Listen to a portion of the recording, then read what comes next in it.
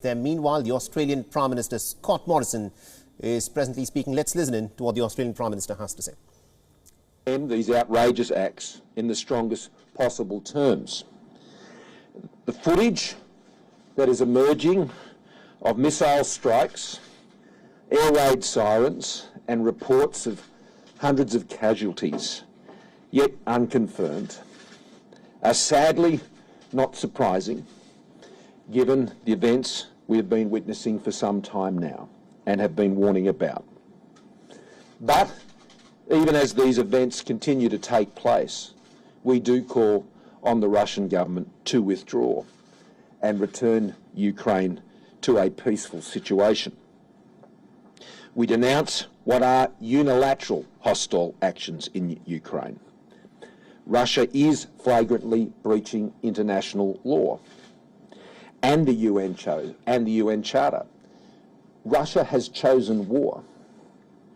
So we reiterate our staunch support, which I was able to convey to the Ukrainian Prime Minister last night, about their sovereignty and their territorial integrity. These acts are of great concern, I think, to Australians right across the country, but particularly for the just over 40,000 Australians of Ukrainian descent. Earlier today, the Minister for Immigration and Multicultural Affairs met with community leaders from the Ukrainian community in Australia, some 18 of them, to hear from them directly, to answer questions about the arrangements Australia is putting in place. And I thank them for working closely with the government, and I thank them for their leadership in the community.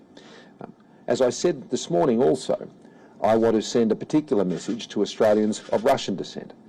I know that they will also be feeling terrible about these events. Whether they're of Ukrainian descent or Russian descent, we're all Australians, and we thank them for their contribution to Australia, and we stand together with them as Australians.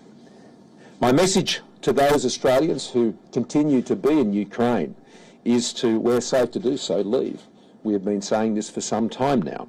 Australians in Ukraine who are unable to leave should shelter in place until it is safe to depart, to monitor smart travel advice for updates, and register their whereabouts on the Department of Foreign Affairs and Trade's online portal. It's important that they do this. We believe there's up to around an estimated 1,400 Australians in Ukraine, but that is not the number that we currently have registered formally through those processes. Australians in Ukraine who require consular support should call the Australian Government 24-hour Consular Emergency Centre on 1300 555 135. That number again, 1300 555 135, or here in Australia on +61 2 6261 3305 if you're outside of Australia. We will seek to provide support to the extent that we can in these exceptionally difficult circumstances. And I want to thank our diplomatic staff who remain in the region to do just that. Before Russia took these deplorable steps, Australia had already imposed autonomous sanctions against Russia, targeting both individuals and entities for undermining Ukraine's sovereignty and territorial integrity.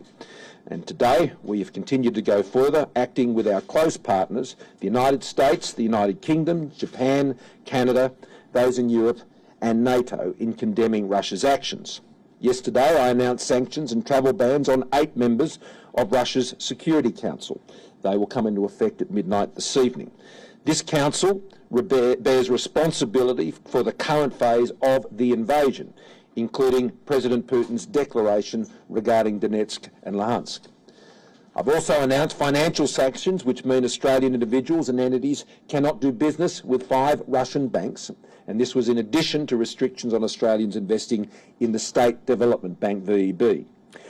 We are now progressing the second phase of those financial sanctions. The Acting Minister for Foreign Affairs, Senator Birmingham, has completed the process of applying sanctions to an additional 25 persons. This includes army commanders, deputy defence ministers and Russian mercenaries who have been responsible for the unprovoked and unacceptable aggression, and 4 entities involved in the development and sale of military technology and weapons. We are now moving to place restrictions on Australians investing in a further 4 financial institutions. There will be further waves of sanctions as we identify those responsible for these egregious acts, including, as I discussed this afternoon with the Department of Foreign Affairs and Trade, moving on around over 300 members of the Russian Parliament. We must ensure there is a cost for this violent, unacceptable and egregious behaviour. There must be a cost. As I said today, we've firmly believed that because of the actions of Russia over many months to prepare for this, that it was unlikely that they would change course. But there always must be a cost for such reprehensible violence and the way this is being done in Ukraine as we speak.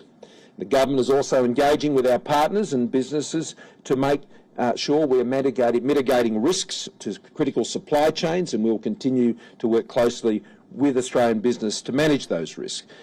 In briefings received this afternoon, we have still no evidence of any state-sanctioned cyber attacks on Australian assets here, but I thank the corporate community for the preparations that they've been undertaking and working with the Australian Cyber Security Centre to prepare themselves.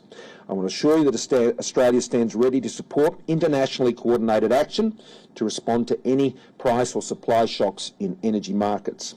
But right now, our thoughts are very much with those in Ukraine, those who are enduring a terrible invasion as the bombs fall and the shelling continues and the bullets are fired as special forces from Russia are moving towards Kiev and tanks are rolling in all around their borders.